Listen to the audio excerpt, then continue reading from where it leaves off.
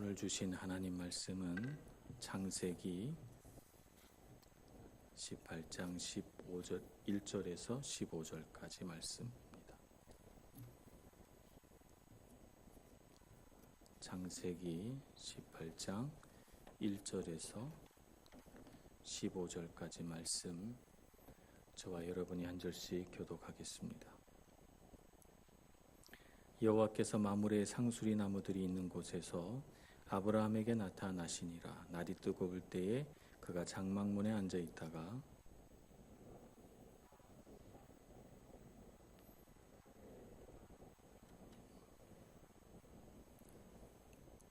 이르되 내 주여, 내가 주께 은혜를 입었사오면 원하건대 종을 떠나 지나가지 마시옵고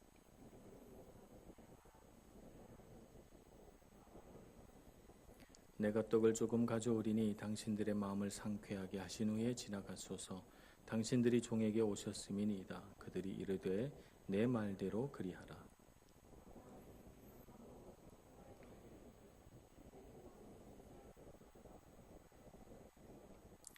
아브라함이 또 가축대 있는 곳으로 달려가서 기름지고 좋은 송아지를 잡아 하인에게 주니 그가 급히 요리한지라.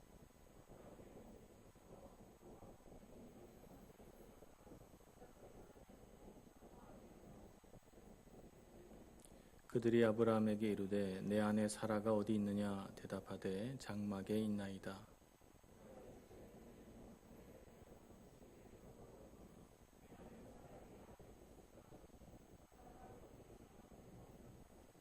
아브라함과 사라는 나이가 많아 늙었고 사라에게는 여성의 생리가 끊어졌는지라.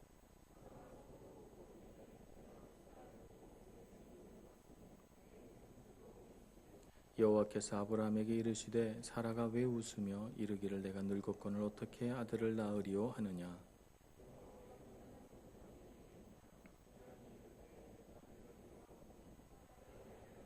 다 같이 사라가 두려워서 부인하여 이르되 내가 웃지 아니하였나이다. 이르시되 아니라 내가 웃었느니라. 아멘. 창세기 17장에서 아브라함의 나이가 99세라고 했습니다. 근데 오늘 본문의 말씀에 보면 내년 이맘때에 사라에게 아들이 있으리라 이렇게 말씀하시니까 아직 아브라함은 100세가 되지 않았습니다.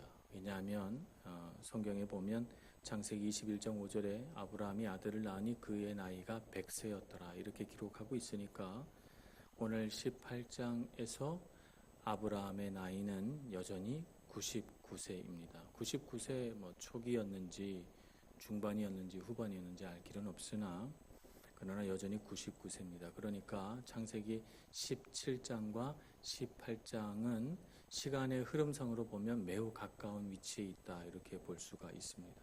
17장에서는 굉장히 중요한 두 가지 사건이 있었습니다. 아브람이 아브라함으로 이름이 바뀌는 놀라운 사건이 있었고 그 이름에 하나님께서 복을 주시고 너는 이 이름과 같이 모든 만국 백성의 아버지가 될 것이라고 예언하셨어요. 그리고 그에게 할례를 행하라 라고 말씀하셔서 그는 할례를 행하되 자기와 자기 온 집안 사람들과 그의 하인들까지 다 할례를 받게 해서 하나님 앞에 언약을 선언합니다. 하나님의 말씀을 믿고 나도 하나님 앞에 신실한 종이 되겠습니다 라고 말씀한 것이죠. 이 모든 일을 행하신 것은 하나님께서 아브라함에게 베푸신 이 언약을 분명히 지키겠고 이것이 반드시 이루어지리라 라고 하는 하나님의 언약의 말씀을 기초로 해서 일어난 사건들입니다.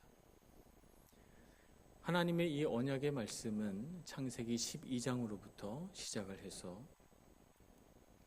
아브라함이 아직 허물도 많고 또 실수도 하고 때로는 죄 가운데 빠져 있을 때조차도 하나님은 신실하게 아브라함을 인도해 오셨습니다. 말하자면 그가 아직 죄인 되었을 때에 그를 택하시고 그가 여전히 실수 가운데 있는데도 불구하고 그를 부르셔서 하나님의 땅으로 가게 하시며 그가 여전히 실수 많고 허물 많음에도 불구하고 하나님은 그의 믿음을 보시고 그를 의롭다 하시고 또 그에게 복을 주셔서 그 실수와 허물들을 통해서 하나님을 배우게 하시며 하나님 안에서 부유하게 하시며 하나님 안에서 그가 능력 있게 하셔서 많은 사람들에게 하나님의 이름을 떨치는 명예를 얻게 하십니다. 그러나 하나님께서 정말 약속하신 거, 내가 너를 하늘의 별과 같이 땅의 모래와 같이 너희 자손이 많게 하겠다는 하나님의 약속은 아브라함일 때는 이루어지지 않았어요. 그가 아브라함이 되었을 때 이루어졌죠. 그러니까 하나님의 약속은 바로 아브라함이라고 하는 이름이 시작되었을 때부터입니다. 그리고 그 장소, 하나님의 그 언약이 성취되는 장소는 어딘가 하면 마므레 상수리 나무들이 있는 곳이죠. 오늘 창세기 18장 1절에 나와 있는 것처럼 말입니다. 마므레 상수리 나무들이 있는 곳이 어떤 곳인가? 창세기 12장 7절에 따르면 아브라함이 가나안 땅에 들어와서 내가 이 땅을 너와 네 자손에게 주리라 약속하신 그 말씀을 듣고 첫 제단을 쌓았던 곳이 바로 이곳이고, 창세기 13장 18절에 애굽에서 돌아와서 롯과 하인들이 싸우는 바람에 갈라져서 그가 다시 자기 땅에 돌아왔을 때 두 번째로 또 제단을 쌓은 곳이 바로 이 마므레 상수리 나무 아래입니다. 그러니까 하나님의 언약이 성취되는 때는 아브라함이 아브라함 됐을 때고, 그 언약의 말씀이 성취되는 장소는 바로 하나님 앞에 제단을 쌓았던 상수리 나무가 있는 곳이죠. 아브라함의 일생을 살펴보면 이 땅을 떠날 때 항상 문제가 생깁니다. 하나님께 주시겠다고 약속한 땅을 떠나서 애굽으로 갔다가 그는 부끄러움을 당하고 그곳에서 아내를 잃을 뻔했지요. 그래서 믿지 않은 애굽 왕으로부터 어떻게 당신이 나에게 이룰 수 있느냐는 질타와 꾸중을 듣게 됩니다.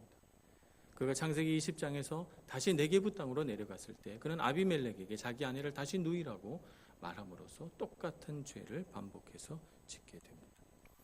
이 땅을 떠나면 항상 그에게 문제가 생기고 그 문제는 항상 그의 마음속에 있는 죄의 문제였죠. 그래서 우리는 하나님의 약속이 어느 때에 어느 장소에서 성취되는가 하는 것을 잘 봐야 합니다. 지난번에도 말씀드렸지만 우리는 하나님의 약속을 굳게 믿어요. 하나님의 약속을 굳게 믿는데 문제는 뭐냐면 그 하나님의 약속을 내가 원하는 때에 내가 원하는 방법으로 이루려고 하는 잘못된 영적인 욕심이 우리 안에 있다는 거예요. 그래서 내가 원하는 때 안 이루어져서 우리는 대단히 조급하고 어떤 때는 마음이 막 이렇게 달아오릅니다. 그래서 하나님께 원망하면서 불평하면서 말하죠. 왜 하나님 이때 안 이루어 주시냐고 말이죠. 또 때로는 내가 원하는 방법으로 하나님께서 이루어 주시기를 소원합니다. 내가 경험했던 방법들, 내가 가능하다고 실현 가능하다고 생각한 방법들을 생각해서 그래서 사라와 같이 하가를 아브라함에게 주어서 내가 가능한 방법 안에서 하나님의 뜻을 내 방법으로 성취하려고 하는 이런 잘못을 저지르게 됩니다. 그러나 오늘 분명히 보게 되는 것은 하나님의 약속은 아브라함이 되었을 때 성취되며 하나님의 약속의 땅 마므레 상수리 나무 아래서 이루어지는 것을 보게 됩니다. 오늘 우리의 상수리 나무 아래는 어디일까요? 바로 예배하는 이 자리고 하나님 말씀 앞에서는 그 순간입니다. 우리가 주님의 그 언약의 말씀들로 인하여 은혜 받고 내 안에 있는 죄된 속성이 아브라함 될 때 우리의 옛 사람이 죽고 그리스도 예수 안에서 새 사람이 되어가는 그 순간에 하나님의 언약과 약속은 이루어지는 것입니다. 그러므로 아직 하나님의 때가 이르지 않았는데 내가 하나님께서 원하시는 장소에 있지도 않으면서 왜 하나님의 때는 이다지도 멀며 왜 하나님의 약속은 이루어지지 않느냐고 하나님의 방법은 이렇게 어렵기만 하냐고 불평할 것이 아니라 우리가 하나님의 그 언약이 성취되는 그때와 그 장소를 알아서 분별할 줄 알아서 그곳에 있어야 되겠습니다. 아브라함은 그러나 자신이 바로 그와 같은 때 그와 같은 장소에 있다고는 생각지 못했어요. 아브라함이 느꼈던 장소와 때는 오늘 18장 1절에서 그려내고 있는 바와 같이 날이 뜨거울 때에 그가 장막문에 앉아 있었던 것이죠. 그는 어제와 다름없는 일상 속에서 그는 낮에 뜨겁게 내리쬐는 햇빛을 피하여서 아무 할 일 없는 무료한 일상 가운데 장막문 앞에 앉아서 더위를 식히고 있었던 것입니다. 나이든 할아버지가 어떻게 보면 하나님께서 왜 자식을 주시지 않는 것일까? 언젠간 주시겠지만 그냥 내 아들은 이스마엘임에 분명할 거야 라고 생각하면서 더위를 식히며 아마 그곳에 앉아 있지 않았을까요? 바로 그때 그의 눈에 나그네가 보였습니다. 우리 주님은 언제나 가장 평범한 방법으로 우리에게 찾아오시기 때문에 우리는 항상 그분을 알아볼 만큼 우리가 충분히 깨어있지 못하면 그분이 우리 앞에 나타나셔서 역사하시고 우리에게 은혜 주시고자 하여도 때로는 모르고 지나치는 경우가 있는 것입니다. 그분을 놓칠 수가 있는 것이죠. 그러나 오늘 그 자리에 있었던 아브라함은 아브람이 아니었습니다.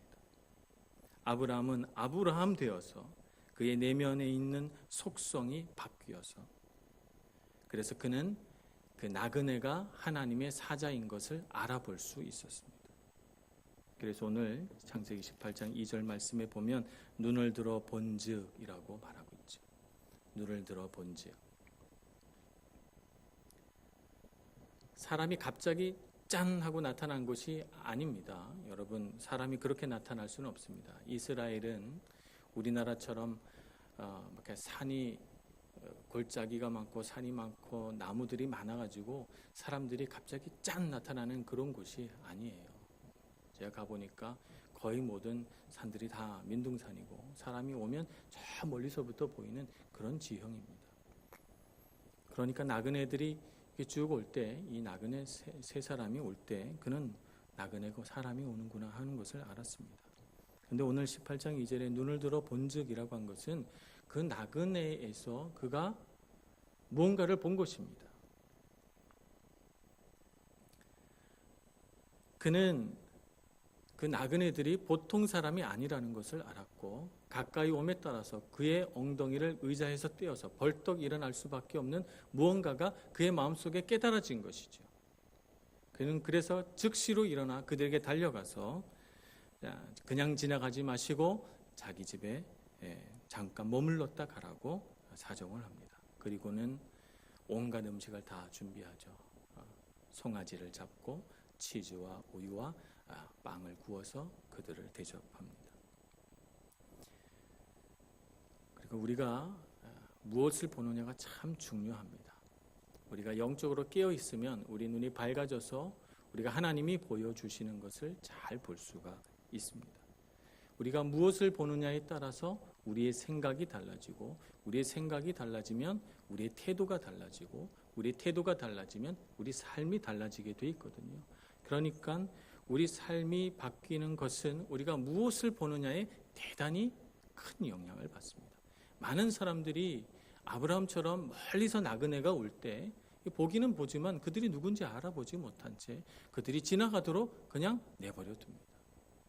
하나님께서 은혜와 복을 가지고 우리에게 찾아오셔도 하나님은 너무나도 평범한 일상 가운데 우리에게 찾아오시니까 우리가 영적으로 깨어져 있지 않으면 하나님이 하시는 말씀도 하나님께서 우리에게 주시는 복도 우리가 미처 알아보지 못한 채 그냥 지나가게 하는 것이죠. 그러나 깨어 있어서 우리의 눈이 밝히 보면 주님께서 우리에게 찾아오시는 것을 알게 되고 그분을 영접하게 되고 그분 앞에 쫓아가게 되고 그분 앞에 꿇어 엎드리게 되는 것입니다. 아브라함도 처음에 본 것은 나그네였으나 곧 그들이 주의 사자인 줄 알았고 주의 사자는 오늘 성경 본문의 말씀을 따르면 그들이라고 표현이 되고 나중에는 그라고 하는 단수로 표현이 되고 결국에는 13절에 가면 여호와께서라고 표현이 되어서 마치 안개가 걷히듯이 하나님의 모습이 점차 뚜렷하게 나타나며 대화를 하면 할수록 아브라함의 극진한 영접이 계속되면 될수록 하나님은 분명하게 아브라함의 앞에 나타나서 아브라함의 삶에 결정적인 변화를 만들어 내시는 것입니다. 이런 하나님을 영접하는 아브라함은 하나님 앞에 그가 할 수 있는 최고의 대접을 해드림으로써 이 하나님 앞에 살아있는 제사를 드립니다. 야고보서 2장 33절에서는 야고보 사도는 아브라함이 하나님의 벗이다 이렇게 표현합니다. 이 세상에 우리가 가질 수 있는 가장 명예로운 칭호가 있다면 하나님의 친구라고 불리는 것이겠죠. 우리가 감히 하나님과 친구할 수 있는 사람입니까? 그렇지 못하지요. 아무나 하나님의 친구라고 부르지 않습니다. 요한복음 15장 14절 말씀에는 예수님께서 말씀하십니다. 너희는 나의 친구라 이렇게 말씀하시죠. 예수님께서 너희는 곧 나의 친구다라고 말씀하실 때 그 대상은 아무나가 아닙니다. 그 대상은 예수님의 제자들이죠. 예수님의 친구, 곧 하나님의 친구라고 불림을 받을 수 있으려면 우리의 마음속에 그분과 사귐을 가질 수 있는 무언가 그분과 닮은 속성이 있어야 합니다. 그분을 닮은 속성이 있어야 우리 안에는 내면의 어떤 것들을 가지고 그분과 교통하고 교제하고 사귐을 얻을 수 있지 않겠습니까? 그런데 그분과 전혀 닮아 있지 않고 그분의 속성을 우리가 조금 더 갖지 않은 채로 어찌 우리가 그분과 친구를 할 수 있단 말입니까? 오늘 아브라함에게는 아브라함일 때는 가질 수 없던 그런 속성을 가지고 그 내면의 변화를 가지고 그는 나그네를 대접하고 그들이 하나님의 사자여 곧 하나님 자신으로 인간의 몸을 입고 이 땅에 내려오신 성육신 하신 하나님이라는 하는 것을 그가 알게 됩니다. 그래서 그는 이 하나님 앞에 몸으로 제사를 드리죠. 꿇어 엎드려 하나님께 그의 사랑과 그의 신뢰와 그의 소망을 드립니다. 그래서 그가 대접한 그 모든 행위는 믿음의 행위요 하나님을 기쁘시게 하고 하나님의 마음을 상쾌하게 하는 그런 제사인 것입니다. 오늘 우리의 삶이 바로 이 아브라함의 몸으로 드린 제사와 같기를 소망합니다. 이 세상을 살아가면서 우리가 하나님 앞에 할 수 있는 일이 바로 그런 일 아니겠습니까? 우리 일상에 찾아오시는 주님의 음성을 듣고자 우리가 날마다 있습니다만 우리가 그 하나님의 음성을 정말 세밀하게 듣고 주님을 우리 친구 삼아 동행할 수 있으려면 우리는 날마다 깨어 하나님 앞에 정말 우리의 눈이 활짝 열린 채로 살아가야 되고 결코 주님께서 우리 앞을 지나가시도록 하게 하면 안 되겠습니다. 주님의 손을 꼭 붙들고 주님 앞에 꿇어 엎드려 주님 앞에 드릴 수 있는 최고의 대접을 그분께 해드려서 그분이 우리에게 주시고자 약속했던 모든 은혜와 복과 하나님의 놀라운 은총을 우리가 다 받아 누리기를 소망합니다. 아브라함은 그런 마음으로 열심히 주님 앞에 나아가는데 반면에 부엌에서 준비하고 있는 사라는 이 나그네와 아브라함이 주고받는 대화를 듣다가 내년 이맘때에 아들이 있으리라, 사라에게 아들이 있으리라 하는 말을 듣고 속으로 웃습니다. 여기 본문의 말씀에 보면 12절 말씀에 사라가 속으로 웃었다고 했습니다. 그러니까 사라가 겉으로 소리내서 하하하 하고 웃은 건 아닙니다. 속으로 설마 그러니 내가 생리도 끊겼고 나이도 많은데 아유 농담도 참 지나치시네 이렇게 생각하면서 그의 마음속으로 그냥 웃은 거예요. 그런데 오늘 13절 말씀에 보면 하나님께서 말씀하시죠. 여호와께서 아브라함에게 이르시되 사라가 왜 웃으며 라고 말해요. 왜 웃느냐라고 하는 거예요. 사라가 말하죠. 15절에 보면 내가 웃지 아니하였나이다.